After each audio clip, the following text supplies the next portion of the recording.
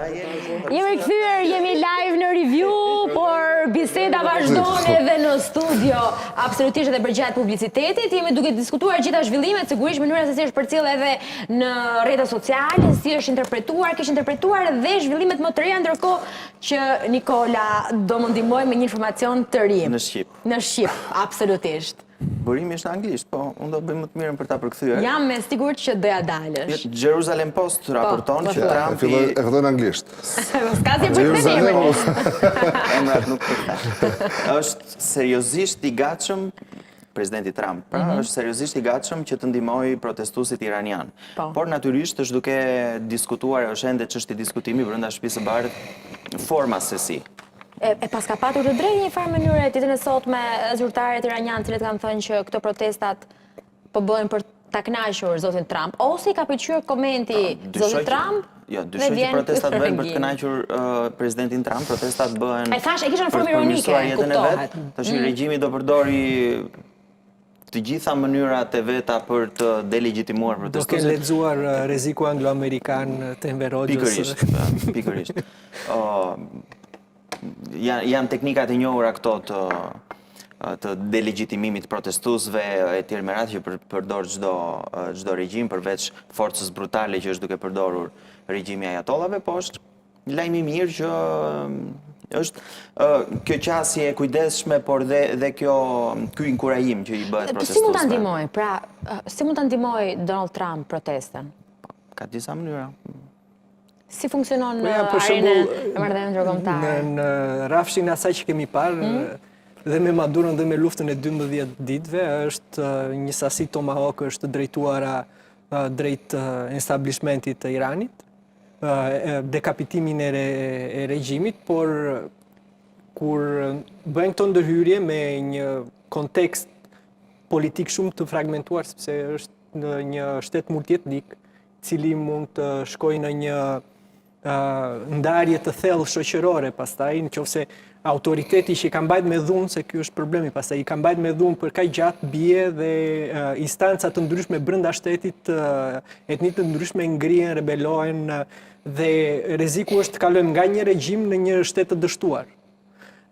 Por llogaritë që po bën Trump në këtë moment kanë përshtypjen që lidhen më shumë me garantimin e sigurisë jo vetëm protestuesve, por edhe të pasojave të menjëhershme, sepse regjimi i Iranit ka një playbook, një libër të parashikueshëm reagimesh për sa i përket përdorimit të forcës, dhe e para do jetë goditja e bazave të Shteteve Bashkuara në rajon, shinjestrimi me kundrejt Izraelit, nëse nuk gabon, rajon është, shinjestrimi i furnizimit të linjës karburantit që kalon në ngushticën e Ormuzit, pra mbylljen e saj, duke krijuar pasoja për tregtinë globale, edhe pikpyetja më e madhe është në qoftë se faktorët politik që janë ngritur, janë konsoliduar si të tillë, pra protesta prodhon dhe një institucion më të qëndrueshëm, gjë që për tani nuk ka dalë në pa, përveç trashëgimtarit të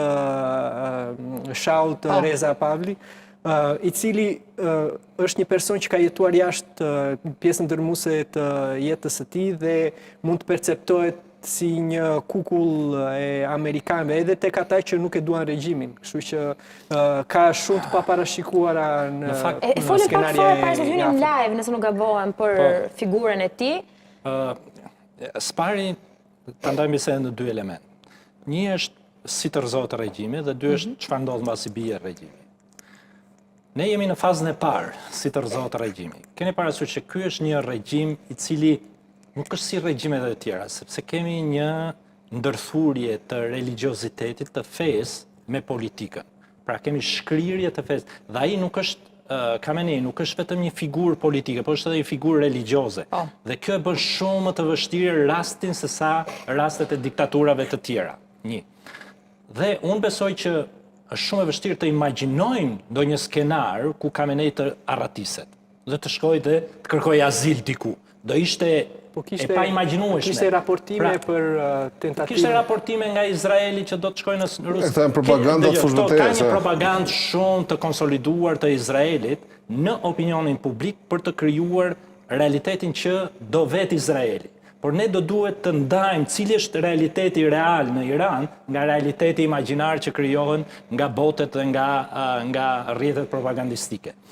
Unë nuk e imagjinoj dot Khamenei të largohet nga Irani. E vetmja zgjidhje është vrasja e tyre, ekzekutimi i tyre, se nuk shoh rrugdalje tjetër.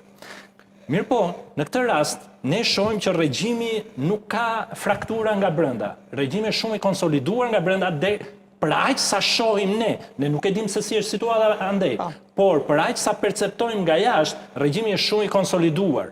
Dhe nëse regjimi është i konsoliduar, nuk ka rrugë tjetër përveç se luftës. Unë nuk shoh mënyrë tjetër. Se si do jetë lufta, çfarë lloj instrumentash do përdoren, kjo është çështje tjetër. Dhe prandaj edhe shpjegohet edhe vetë përmbajtja e president Trump dhe Shtetet Bashkuara të Amerikës. Nëse do ketë një ndërhyrje, me siguri do ketë një ndërhyrje të tipit që kemi parë në luftën 12 ditore. Por në këtë rast, regjimi, sepse edhe në rastin e Venezuelës, edhe në rastin e Iranit, kur bombardohan Shtetet Bashkuara të Amerikës, kemi një shkallë negociatash politike që i paraprin ndërhyrjes. Në rastin e Venezuelës, ishin kapur regjimi poshtë Maduros dhe regjimi ishte i detyruar të alçonte Maduron. Në rastin e bombardimeve të SBA-s në Iran, kishte një kompromis që ne do bëjmë të, ju do bëni sikur do godisni në Katar dhe u mbyll u sheshua. Në këtë rast, regjimi është në kushtet e mbijetesës dhe reagimi do jetë ekstrem nga ana e regjimit. Prandaj dhe pasojat mund të jenë shumë herë më të mëdha. Prandaj është shumë delikate situata, shumë e vështirë për të dhënë një opinion se çfarë do të ndodhë. Një. E dyta, nëse ndodh dhe supozojmë që ra regjimi. Natyrisht që Shtetet Bashkuara, të gjithë aktorët në rajon kanë interesa të ndryshme.